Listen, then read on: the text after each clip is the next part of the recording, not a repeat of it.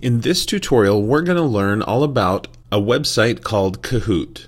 And the actual address is getkahoot.com. And what is this for? Well, Kahoot is for turning student devices, whether they be cell phones that they own, or whether they be Kindles, or whether they be iPads from the school or from home, or just laptops, Chromebooks, desktop computers. It really doesn't matter, just about any device. But you can turn those devices into clickers, just like the old expensive clicker systems that a lot of schools have in their closets, and a lot of people still use them, and they're great. But in today's world, so many students have something much more powerful than a clicker sitting in their pocket. They have a cell phone, or a smartphone, to be more precise. And that smartphone is much more powerful than those clicker systems. Let's learn how to use Kahoot to turn just about any device into a clicker system. And it's wonderful for formative assessment. You can pull in the information from all of your students, analyze it, and see where you're lacking. Maybe you forgot to teach something. Maybe you need to reteach something. As a teacher myself, this is invaluable information for me to learn what I need to do differently or better, or what I need to reteach or review. And then it's also excellent information for the students. They get to see what they need to work on to raise themselves to the standard. So let's get started. I'm going to click Sign In to sign into my account. If you don't have an account, of course, you'll go here where it says Sign Up for Free. You'll choose your role. You put in a school or university, put in some account details, click Create Account, and that quickly you can have your own Kahoot account.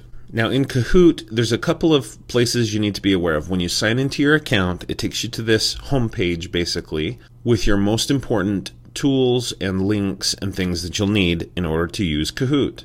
Across the top of the screen, you've got the ability to make a new Kahoot. You can see a list of the Kahoots you've made in the past. You can go to some public Kahoots and notice that there are 14.2 million Kahoots already made. Now, to be honest, not all of these are fully completed, but there's a lot of work already done. You may be able to just find a Kahoot that matches exactly what you teach. So let's say you're a calculus teacher, do a search for calculus, and I know that's not a very specific topic there, but take a look. Several different Kahoots already made about calculus. If you want, you can mark it to only show Kahoots made by teachers, because students do make Kahoots as well, and that will narrow the results down a little bit. But anyway, that's a very useful option. And in a lot of cases, you can basically copy these Kahoots that other people have made and pull them into your own account. So that's a very important link there. There's also frequently asked questions and support. So those are all very useful links up here at the top. Here's your account information. You can click there to edit your profile, see the results of your Kahoots and things like that. I'm going to go back to Kahoot, to the main page, by clicking this Kahoot button. And let's focus now on the other important part of the screen. You've got these 4 big buttons that are quick links to 4 different things that you can create with Kahoot. And each of these 4 different kinds of Kahoots are worthy of your attention and your exploration. I'm going to focus mostly on quiz, but as you can see, you can also use Kahoot to generate discussion. You can also use it as a survey, gather students' opinion, get insight, things like that. And there's this new Jumb Game. So let's jump into quiz. I'm going to create a new quiz for my students to play on their own devices. First thing I need to do in creating my quiz is give it a title and fill in some other basic information.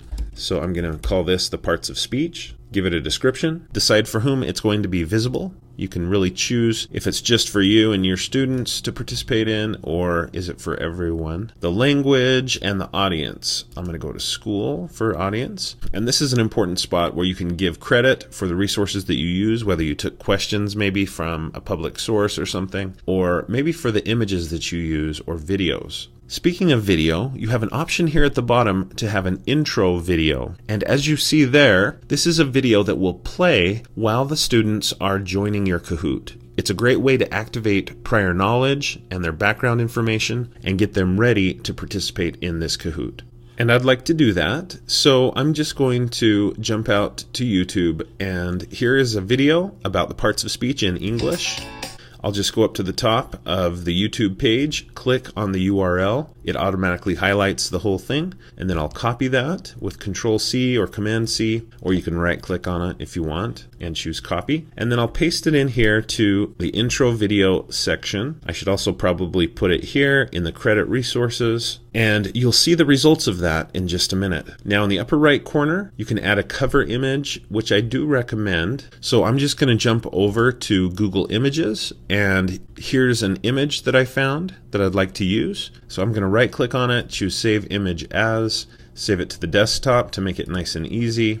And then back in Kahoot, I can click Add Image, select the image, and it's going to try to add that in as the cover image. It looks like it worked, and I'll click OK Go. And now that I've got all that basic information in, I can jump in and start building questions for my quiz. Kahoot has made it pretty easy to make these quizzes. All you have to do is click Add Question and use this form or this wizard to create question number 1. So I'm going to go ahead and say, what part of speech is the word dog? Do I want this to be worth points? Yeah, sure. What's the time limit for this question? Maybe you want to make sure the students have plenty of time, or maybe you want them to have to be super quick in their response. That's up to you. And then you can go in and put in the answers. Okay, now of course you want to put some incorrect answers in there, and then put a check mark next to the correct answer. It is possible to have more than one correct answer, as you can see. All right. Now again, if I want to make this a more visual activity, I could click Add Image, and I could pull in, let's say, a picture of a dog from a Google search or a Bing search or whatever it might be. So I'll just right click, Save Image As, save it in, and click Add Image. Great, I'm done with question 1. Now I just click Next, and I add question 2, and repeat the process. So give me a couple of minutes, I'll create a few questions, and then we'll continue with the tutorial. Okay, so let's take a look at what we have. I've made 3 total questions about the parts of speech, and they're listed here. Once I created that last question, it took me here to this page. Now, I do have some options here before I save my quiz and use it. For one, I could reorder the questions. If it's important that they come in a certain order, I can make that happen here. I can revise a few things. I could change the time limits on them if I've changed my mind about that. I can go in and change individual questions. Maybe I've made a spelling mistake or some other error. I can go in and click Edit this question to get back into the editor for it. I can also duplicate the question. In many cases, you'll have 2 questions that are very, very similar. Instead of just recreating the question, duplicating the work, why not click Duplicate this question? Now it's almost ready to go, just that fast. And I can just go in and edit and change a few things to make it totally ready. In this case, I'm just going to go ahead and delete that question. Okay, at this point, I'm ready to play this with my students. So I click Save, and it takes me to a screen where I can immediately play it if I want to. I can preview it and test it out myself. I could share it. You can see that there's a link there that you can share it with people, or you can put in other Kahooters usernames and click Share, and they'll basically be invited to use this Kahoot. There's some other ways you can share it as well here, or you can just get back in to edit it. Instead of doing any of those things, I'm going to click I'm done. Okay, let's say that I've made this Kahoot quiz at home or after school, at school, and I'm making it for the next day, right? So I would just click I'm done. The next day, when it's time to teach the lesson, I would go into my Kahoot account, and here's my quiz. But if you don't see your quiz right there, what you can do is just click My Kahoots to get to your list of Kahoots. Find the one that you want to play, and then click Play. Now this is where it gets really fun. But leading up to that fun, you need to select, do you want to play the classic Kahoot? This is where each student competes against every other student, and each student should have their own device. So it says 1-to-1 devices. Maybe everybody's got a Chromebook, or maybe you went to the computer lab and everyone's sitting at a computer, or you're having students take out their own devices, and every student, I guess, has a cell phone, which of course isn't true usually. Usually there's a few people that don't have their own cell phone. But still, if pretty much everyone has their own device, this is a great option, player versus player. What if you have 30 students or 25 students and only 6 of them have their own device? Well, you can still use Kahoot, just do team versus team. So we get them into small groups, and each team, each group has a device to share. So whichever matches your classroom situation better, that's what you do. I'm going to go with classic, but before I click that, I'm going to go to the game options, and there's some great options here. You can enable this answer streak bonus, where basically if a student gets 2 answers in a row, 3 answers in a row, 4 answers in a row, they start to get these bonuses that help them to catch up or to extend a lead. You can also randomize the order of the questions if you want, or randomize the order of the answers, which is very useful because as teachers we tend to have our favorite answer A, B, C, or D, usually C, and so this will solve that problem because it just randomizes where the right answer is put. There's some other options. You can enable 2-step join, have the game pin displayed. I'm going to turn that on. What if a student comes in late or something like that? I want them to be able to join, and I'll turn on the instructions. You can have the game automatically move through the questions, and I don't do this very often, but basically if you turn this on, you won't have to stand up there and say, okay, let's go to the next question and click. This will just automatically advance through the questions. There's also some experiments that are kind of fun you can turn on. I'm going to turn that off for now. So I'll just go back up to the top and click Classic, and at this point my video plays. And I'm going to turn down the audio a little bit on that. So my video's playing while students are joining this Kahoot. Now I'm going to bring up my iPhone to show what the student experience would be. But I want you to know that this works just as well with other devices. It doesn't have to be an iPhone. Okay, so you can see my iPhone here at the right. And first thing I want you to know is that there is a Kahoot app in the App Store. You really don't have to have the Kahoot app. You could just use Safari on the iPhone or whatever browser you have, Google Chrome or whatever it might be. You can just open that up and go to kahoot.it, as it says here, kahoot.it. But if you do have a device that has a Kahoot app, it makes it slightly easier because the students can just open up that app by tapping it, and they're already ready to sign in to the Kahoot. So as the student, I'm going to tap on Play Now, and it gives me a screen where I can put in the game pin. So the app already took care of this, and now I need to put in this game pin. So I'll just tap where it says game pin, and I'll put in the pin. Now this pin is unique to this game that we're playing right now. Not just the quiz that I built, but this particular experience that I'm about to have in my class with my students. So I'll tap enter, and it's giving me the chance now to put in a nickname. Now you can require the students to use their initials, you can have them use first name, last initial, or just let them make up a nickname of their choice, whatever you want to do. But there are some things to consider. Once the student puts in his or her name, they can tap OK Go, and look what happens in Kahoot. Once that is sent through, the student name appears here on the screen. Now in this case it's kind of hard to see it because I chose a video that has a white background. But it says Martin right there. Now what if you've got that student that would want to put in a swear word, an inappropriate comment, something that might be bullying or things like that? Well, what you can do is put your mouse on that inappropriate comment and just click, and it will take it out immediately. And if you want to make sure the students don't see anything like that, just turn off the projector for a minute while you clean up any inappropriate things that the students put in. Now this is why I like to give some credit for participating in this activity, and it's just a couple points, right? I'll just say make sure you put your initials in there or your first name, last initial, and that will help you to get participation points for this activity. All right, I'm going to go ahead and click Start, but imagine 20 students, 30 students signing in here, their names appearing and popping up, and it also gives me a tally here of the total number of players that are in the game. Now I click Start, it gives me a countdown, and the students get this message, get ready. Now one thing about Kahoot that's important to know is that the question for the students does not appear on their devices, right? As a student, I'm not seeing what the question is. I have to look up at the projector, look up at the screen at the front of the room, or the TV at the front of the room, and I have to be able to read this question and then answer it down here. Okay, I'm going to go with noun for that, and notice it says incorrect. So the students get some feedback on their answer, typically. On the screen, the students and the teacher can see the results, how many people got it right, how many people got it wrong, and so forth. Now, something else I love about Kahoot is that the students get some feedback on where they are ranking in the game. So right now, even though I got it incorrect, I'm in first place. But a lot of times it'll say you're in second place, 3 points out of first place.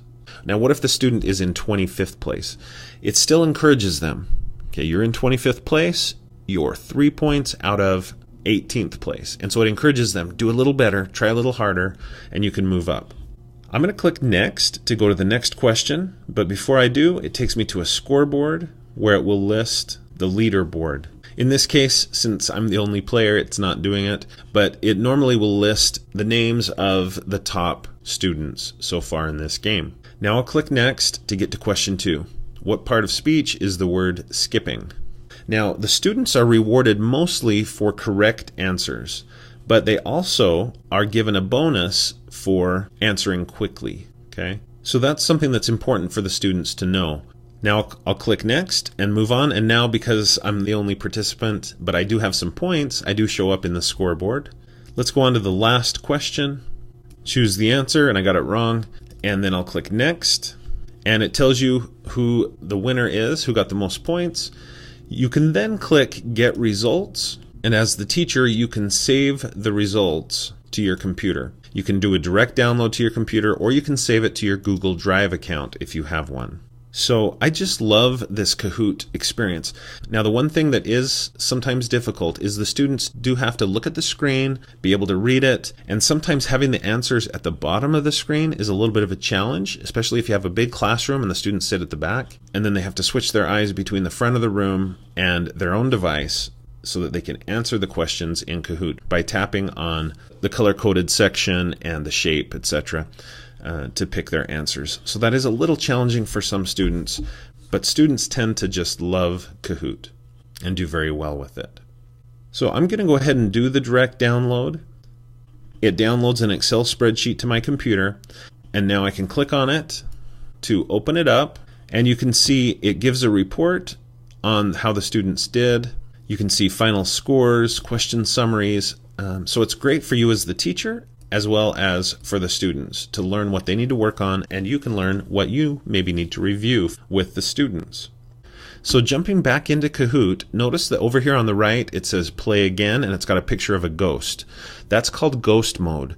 So you could have the students play again, and then they can play against their past results. And it's a very interesting experience, ghost mode, where they see, okay, this is how I did last time, this is how the group did last time, and I'm trying to do better this time. So that's kind of fun. You can also go down and just select New Game to start a totally different game. So that's the Kahoot experience, at least when it comes to the Kahoot quizzes. So jumping back to the Kahoot homepage, really what I just showed you, the quiz, is the most popular use of Kahoot, and it's great. But there is also now a Jumb game. So when you click on Jumb, let's take a quick look at some of the things you can do with this. After filling in the basic information, you click OK Go, you add a Jumb question, and then put in the answers in the right order. Click Next, and then you could make another Jumb question if you want, and then save, and you can click I'm done, or you can play it. So now, when you go to classic mode and the students sign in, it's a little different experience. This is different than the quiz that we looked at earlier. The students tap play now. So give me a second to sign in as a student, and I'll show you what it's like. Once the teacher's ready, he or she clicks start, and question number 1 is about to pop up. Order these numbers from lowest to highest, and the question begins. So this is why they call it a Jumb, is the students have to decide, okay, where does 100 go? Maybe that's the third highest number, which it is in this case. 7.